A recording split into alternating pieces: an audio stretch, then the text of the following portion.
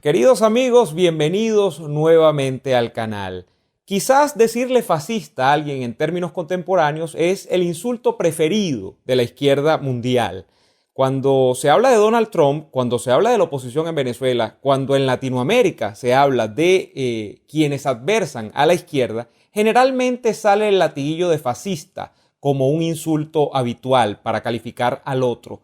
¿Qué tan desierto hay en el fascismo contemporáneo? ¿Qué es el fascismo? Esa es la materia del video del día de hoy.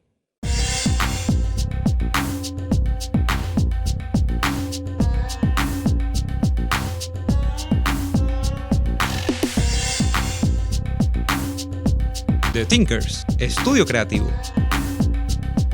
Sí, probablemente hablar de fascismo es una cosa demasiado alegre en los días que corren. De hecho, se califica tradicionalmente dentro de los fascismos a Francisco Franco en España como un fascista, a Adolfo Hitler como el padre de los fascistas. Sin embargo, y aunque el nacionalsocialismo alemán y el nacionalcatolicismo español son proyectos que derivan o que tienen ciertas corrientes fascistas dentro de sí, el término fascista está ineludiblemente atado solamente al proyecto político e ideológico, si es que cabe el caso, de Benito Mussolini con su partido fascista en Italia y con el proyecto que adelantó de poder a principios del siglo XX.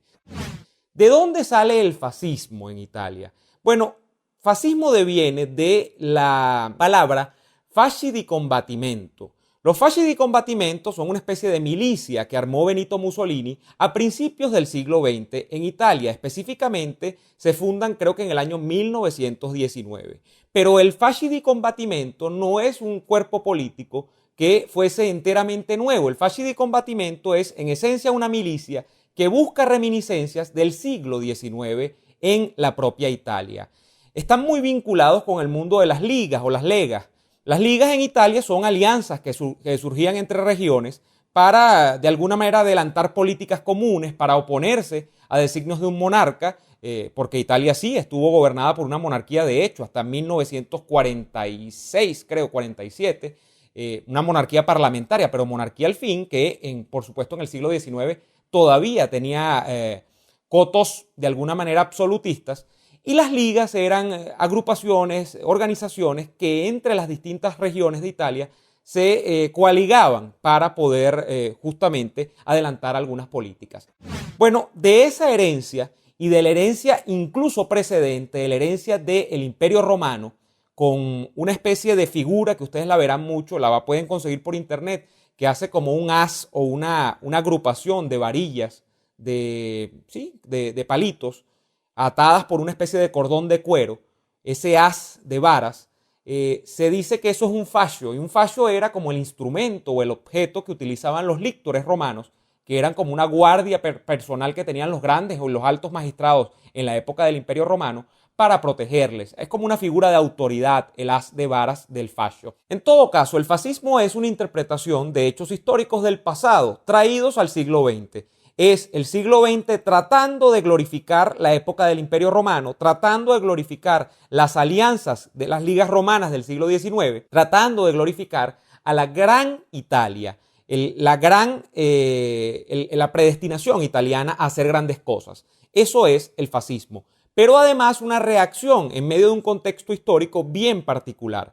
Cuando aparece el fascismo en Italia, ha terminado la Primera Guerra Mundial y ha terminado con una Italia que, pese a estar dentro o inserta dentro de los países que ganaron esa gran guerra, no tiene los mejores réditos de la misma. Italia ha perdido territorios luego de la Primera Guerra Mundial. Italia no es la misma después de ese conflicto que agrupó a buena parte del mundo en una trama bélica. Italia busca y reclama lo suyo luego de esa gran guerra.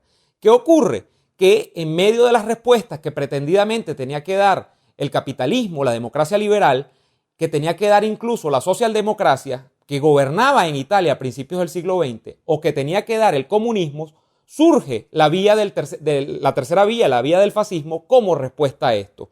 Benito Mussolini es un personaje bien interesante, puesto que Benito Mussolini estaba inserto dentro del Partido Socialista Italiano. De hecho, la posición de Mussolini dentro de la Primera Guerra Mundial es bien interesante porque había dicho Mussolini que no había que participar del conflicto bélico. El conflicto bélico básicamente dividió a Italia entre quienes abogaban por la participación italiana dentro de esa guerra y quienes querían que no estuviese inserta dentro de la misma. El Partido Socialista Italiano decía que no había que participar, que eso era un tema en el que Italia no tenía que meterse. Mussolini rompe con el Partido Socialista Italiano y dice que hay que participar del conflicto bélico. Bueno, la historia de Mussolini luego será, y en eso vamos más adelante en el video, una historia de ires y venires, donde Mussolini luego se vuelve un reivindicativo nacionalista, donde Mussolini dice luego que va a clamar solo por Italia y que el tema del internacionalismo no le interesa. Sin embargo, va a buscar cada vez más tener territorios y recuperar los territorios que por demanda nacionalista a él cree que le pertenecen a Italia. Entonces, en eso está inserto la historia del fascismo, en ser una respuesta a un estado de cosas donde la democracia liberal viene de capa caída en Italia, donde el socialismo no era una respuesta en Italia, puesto que si se ven los números macroeconómicos en la Italia de principios del siglo XX, hay un periodo hiperinflacionario grandísimo, hay escasez en todos los órdenes de la vida de los ciudadanos comunes, hay un gran problema económico y no son ninguna de estas de las respuestas que se consiguen dar en el campo de las ideologías existentes. De manera que aparece esta tercera vía. Ahora, ¿realmente es una tercera vía? Luego de la guerra, Italia es un hervidero. No hay títere con cabeza, no hay orden dentro de lo que queda de la República Italiana. Italia es un espacio para la anarquía, es un espacio donde además está muy acentuada esta tradicional discrepancia, desigualdad que existe entre el norte de Italia desarrollada y el sur de Italia subdesarrollada absolutamente. Y en medio de eso, y habiendo tenido en cuenta que en 1919 Mussolini se había hecho de esta suerte de milicia de excombatientes de guerra, incluso de delincuentes comunes y silvestres, que es los Fasci di Combattimento en 1919, le aparece en 1922 a Mussolini con Roma y una gran marcha sobre Roma. La gran marcha sobre Roma de Mussolini y compañía es la reafirmación de las grandes cosas y del orden que puede poner Mussolini en medio de esa gran pea que es Italia en aquel momento. Ya para 1926, Mussolini, que ha logrado negociar cuotas de gobierno, que ha logrado negociar puestos ministeriales, que ha logrado meterse dentro del sistema político italiano, ya es il duce, es dictador absoluto y progresivamente irá modificando el Estado italiano a su imagen y semejanza. Si ustedes quieren buscar más información del programa político de Mussolini, ese programa político sobre el que yo preguntaba si realmente era una tercera vía frente al capitalismo y frente al socialismo real, busquen el programa de San Sepolcro, el programa de 1919 de lanzamiento del movimiento de Mussolini. En ese programa básicamente se alude a una visión de un Estado que tiene que intervenir, de poner orden en la pea, de un Estado que está llamado además a grandes cosas, de reivindicar la gran Italia, de hacerse de todos estos mitos que yo le digo que buscan las glorias del pasado. Eso es en esencia el programa inicial e iniciático del fascismo en Italia. Pero ¿es realmente el fascismo una tercera vía? Repito otra vez, sobre el socialismo real o por encima del socialismo real y por encima del capitalismo y la democracia liberal. Bueno, a veces yo lo veo como una mezcla entre ambas cosas. Una mezcla que por supuesto tiene en el eje de la pirámide la sociedad jerarquizada, la sociedad militarista, la sociedad milimétricamente calculada que pretende serlo. Y en esto van todos los totalitarismos del siglo XX. Eso es una cosa propiamente totalitaria y que si queremos verlo de alguna manera, lo inauguran por un lado la Unión de Repúblicas Socialistas Soviéticas a imagen y semejanza de Lenin, luego perfeccionada por Stalin, y por su parte también Mussolini en la Italia fascista. En la Italia fascista, por ejemplo, dentro del campo económico, existía la empresa privada. Los emprendedores privados tenían espacio para montar sus empresas. Sin embargo, si ustedes revisan bien, dentro de las leyes fascistas, ustedes verán que toda producción nacional italiana estaba predispuesta y presupuesta a ser catalogada, a responder frente al Estado central fascista, frente a la voluntad del duce. Todo lo que se producía tenía que estar controlado por el Estado. Sin embargo, el Estado permitía que estas empresas produjesen en relativa libertad. Y digo relativa porque alguien que está llamado a cumplir cuotas de producción, a justificar lo que hace y lo que no hace frente al Estado, eso no puede llamarse libertad. Hay una cosa extraña y es que si ustedes se ponen a ver, dentro de la democracia liberal se busca responder a la gente, y el socialismo real, a través de esos métodos autoritarios que adelanta la Unión de Repúblicas Socialistas Soviéticas, hace un llamado o una invocación al pueblo. Se dice que todo se está haciendo y que una vanguardia está ejerciendo el poder para el pueblo. En el fascismo eso está derrumbado. En el fascismo gobiernan las élites y lo hacen porque están predestinadas para ello. En el fascismo no hay una cosa sentimental que quiera decir o justificar el alegato de poder con base en el argumento de que se hace por el pueblo. Sí hay una invocación al pueblo, pero no se cuestionan a las élites. Las élites son incuestionables. Las élites lo saben todo. De hecho, la estratificación social dentro del fascismo es la de la selección natural. Es una cosa darwiniana, donde llegan al cúspide de la pirámide o a la cúspide de esa élite solo los que pueden. Y los que pueden son una mezcla de los que más tienen, los que son más fuertes físicamente y los que quizá pueden o tienen cerebro para hacerlo. Un eje central de la ideología fascista es el Estado corporativo, donde los sectores sociales, los sectores económicos, los sectores religiosos y cualquier tipo de sector que se pretenda representativo solo tiene representatividad en virtud de que representa a una corporación. Es decir, usted, señor Neomar Hernández, que representa a la corporación de los periodistas, usted tiene importancia para el régimen solo en tanto y cuanto usted pueda representar a un sector organizado. La visión corporativa de la sociedad es una cosa enteramente fascista. Luego hay modelos políticos que han querido analogar esta visión. Incluso se habla, por ejemplo, de que en la democracia venezolana, y en absoluto estoy diciendo que la democracia venezolana fue fascista, sería un dislate, tomó la visión corporativa de la política, donde los sectores solo se representaban en virtud de corporaciones que estos podían agrupar. Bueno, eso es una cosa que inaugura el fascismo. El fascismo dice, usted solo existe si está adscrito a una corporación. Por ejemplo, en la convocatoria a las elecciones de la IRRITA, Asamblea Nacional Constituyente de 2017, con el chavismo en el poder en Venezuela, el método de selección de los candidatos y el método de selección incluso de los mismos para las curules en la Asamblea Nacional Constituyente se dio en virtud de este método corporativo. Recuerden ustedes que se decía, hay candidatos por el sector de los pescadores, por el sector de los trabajadores de la carpintería, por el sector de los trabajadores de la albañilería, etcétera, etcétera, etcétera. O sea, este tipo de cosas de dividir a la sociedad en compartimientos estancos, donde usted solo existe si está adscrito a una corporación. En el estado totalitario nadie existe, o mejor dicho, solo existes si eres útil, si eres servil al Estado, si tú sirves para algo dentro de un complejo mecanismo que es el Estado. Aquí, de acuerdo incluso a la visión hegeliana, el Estado es la conjunción de lo mejor de la sociedad política, de la sociedad económica, de la sociedad religiosa, de la sociedad cultural. Todo se agrupa en el Estado y la encarnación del Estado es il Duce, es Mussolini. Solo sirves si estás dentro del Estado. Incluso dentro del Estado fascista existía el Parlamento, pero ese Parlamento no tenía real poder de decisión frente a las decisiones de il Duce. Un Parlamento que incluso tenía características de Senado vitalicio, etcétera, etcétera, etcétera. El fascismo no es una corriente que fuese especialmente racista, más allá de que de que si ustedes lo ven en su conjunto, por supuesto que era un sistema político diseñado para las élites y donde las élites lo decidían todo, donde la gente de carne y hueso, la gente de a pie, no importaba mucho, más allá de que el fascismo bebía por sus orígenes, de orígenes sindicales, de orígenes incluso anarquistas y de este gran pasticho que termina siendo Mussolini.